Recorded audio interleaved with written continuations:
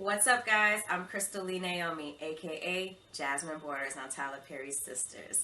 Be sure to subscribe to the Haves and the Have-Nots review for not only reviews on the Haves and the Have-Nots, but also on Sistas. And while you're at it, give your girl a follow on Instagram at Crystal Lee Naomi. And I'll see you every Wednesday at 9, only on BET. All right, Sistas fans, this is my episode review for episode 10 of season 2, entitled The Encounter. Before going forward in the video, please take a moment to hit the like button, hit that subscribe button, click the bell notification icon and select all. That way you don't miss out whenever I post things to the channel, and follow me on social media. Links are in the description below. Let me be completely honest with you. This episode felt more like it felt like a feel-good episode, an episode where it's just the girls kicking back, sharing drinks, catching up on each other's tea, and that's really like the main thing about it. However, it was an episode that really didn't give us much to work with. So originally, I was going to give this episode a 6 out of 10 just for being average, but at the same time, it was just fun to watch girls together for the first time in a while. However, based on the Maurice storyline, it's kind of funny because the other two storylines of the episode that got my attention that didn't involve Gary were Maurice and Zach. Because the thing about it is, Maurice stepped up and was kicking ass, while Zach was definitely holding back, using restraint. Can we just admit, I want to admire Zach for being super mature when he was dealing with Hayden, even though he was a bit childish when it came to him calling Fatima. I will admit, Maurice and Zach, the two characters from last week who I felt were annoying, actually saved this episode for me personally. So I'm giving the episode an 8 out of 10 just because, again, it was pretty good for an average episode, but the Maurice and Zach scenes I felt saved the episode for me. So let's talk about the girls first, because really it's just a matter of the girls gathering together at the restaurant and whatnot.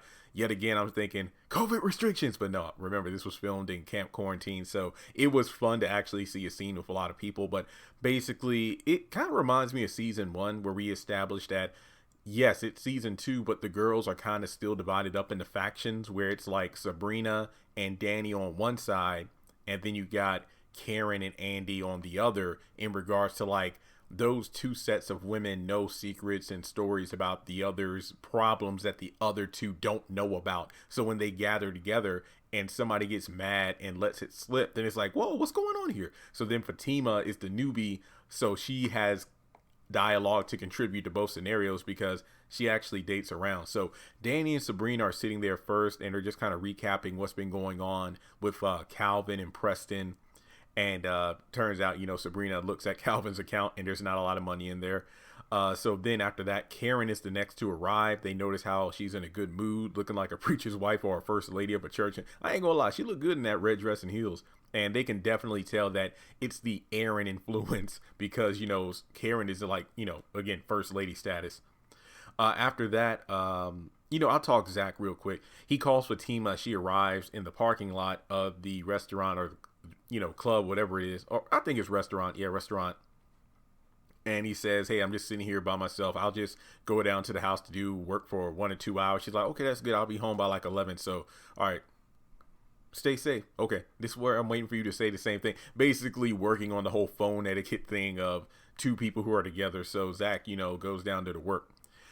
She goes into the diner or restaurant, and Karen and Fatima quickly hit it off, which makes things interesting because I'm wondering what's going to happen when it finds out that the guy who Fatima's seeing, or one of the guys she's seeing, is actually Zach. And everybody's waiting on Andy. Then Karen gets up from the table to call Andy, and once again, all the girls just kind of sit there, bond with each other. Turns out that Fatima has a lot in common with Danny in regards to like margaritas and things like that. And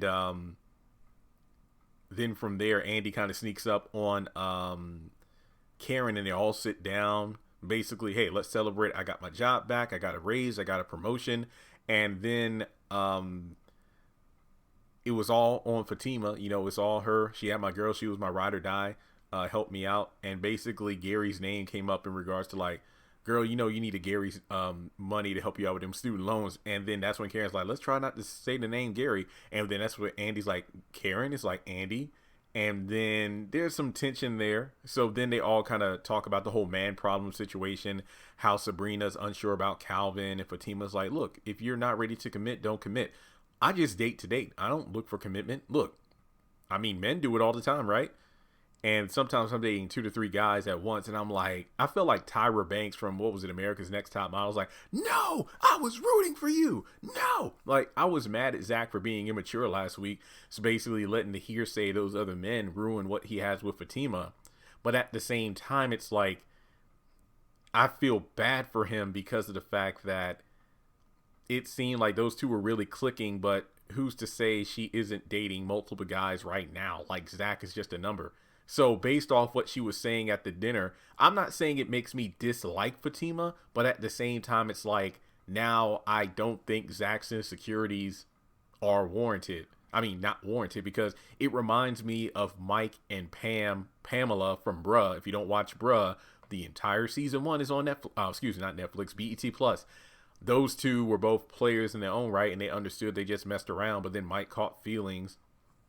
So there's that aspect of it. But essentially, they look, I think it's Danny who looks over and, you know, notices that Calvin is there with another woman. However, it's kind of weird because, you know, Sabrina was definitely in her feelings tonight. She was like not eating dinner. She was constantly looking over at Calvin because she's thinking because she didn't commit, now Calvin's moved on to somebody else. And then she snaps at Danny saying, this is all your fault. And that bartender for saying that he was on crystal meth. Andy and Karen like, wait, what? And then Fatima was like, yeah, I dated somebody named Daryl on drugs about 3 years ago. I didn't know he was on drugs, so I found stuff missing. Turns out Danny dated that same guy around the same time frame. And Fatima's a Virgo, just like me, Team Virgo, except I don't date around like her. And Calvin sees the girls at the table. He gets up briefly, goes over to the table to say hi, and then he leaves. He goes back to the table with that woman. I'm like, wait, what? What was the point of that? I mean, I get going over to say hey, but that was just kind of awkward. So then after that, you know, it turns out Andy paid for everything. And she's like, I'm going to give Gary all that money back. Look, I got a bonus from work, but that money that I got from Gary is gone. I mean, because freaking Sabrina once again dropped the bomb that basically Sabrina was in her feelings. So she was like taking jabs at everybody. And I'm like, come on, Sabrina. Because even earlier in the episode, when it was just her and Danny talking, she mentioned about the whole drug test thing. And so Danny's like, you know what? You're learning from me, girl. I like that. So let's get over to Andy getting home, and as soon as she walks in, she's calling Paris to leave a message, I believe. I don't know if it was a message or he was on the phone, but either way, it's like, hey, I'm sorry about how things turned out the other night. How about you come over to my place? We could drink some wine. And then Gary's on the couch. And that's essentially the bulk of the episode. But then Zach is over at the house doing some work. Hayden comes in. And once again, Zach should have kicked his ass. But basically, he's playing detective / lawyer, trying to...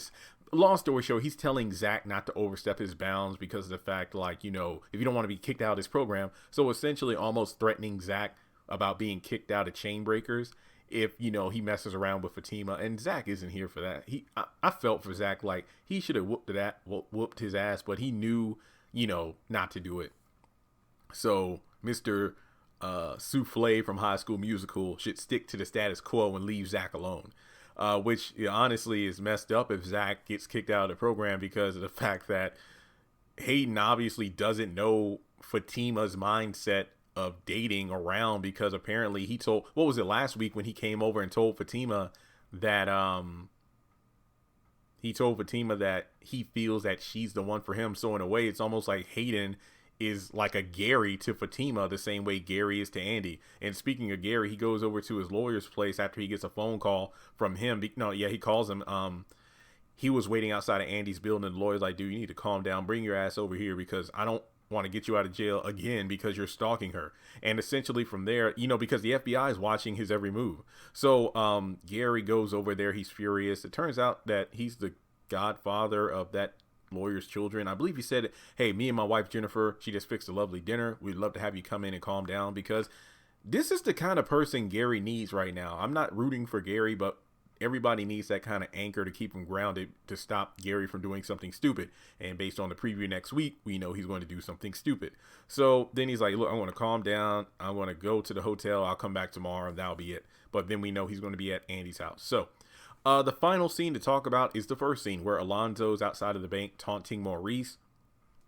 And essentially, he wasn't there to hurt Maurice. He was just there to get him to drop the charges in a restraining order. But Maurice stood up to him and stood his ground like he was going to call the police. Alonzo took the phone.